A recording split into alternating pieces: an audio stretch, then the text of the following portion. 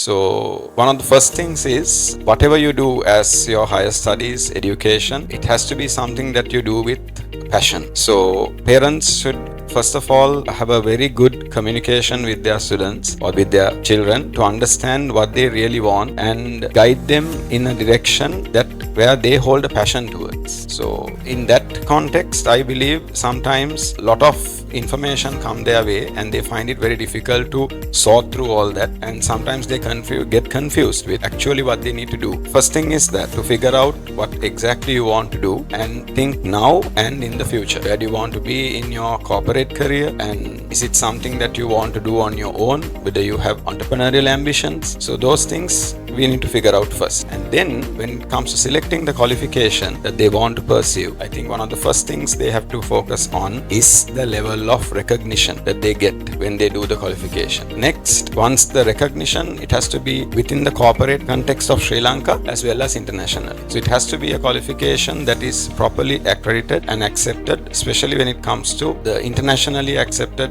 qualification accreditation bodies, whether it's Ofqual or all these standardized systems are there. So sometimes what we do is we get carried away with the qualification without understanding how much of recognition you will get from it end of the day. So next, we need to also focus on another very important factor to look at is once you do that qualification, what are the doors that open up? Where do you go from there? And sometimes what happens is we do qualifications and then we get bogged down to a certain field. Especially in the dynamic world that we live in, you need to have a set of skills that adapt you into any situation. Especially, I believe, any qualification, especially a qualification like ABE, something that really ends up creating leadership skills, entrepreneurial thinking. So for that, I think you should not get bogged down into one particular area. Keep it general so that once you finish your qualification, you can go into different fields and then come up to the corporate, the top of the corporate ladder with different paths. There's not only one path to get to where you want to get to.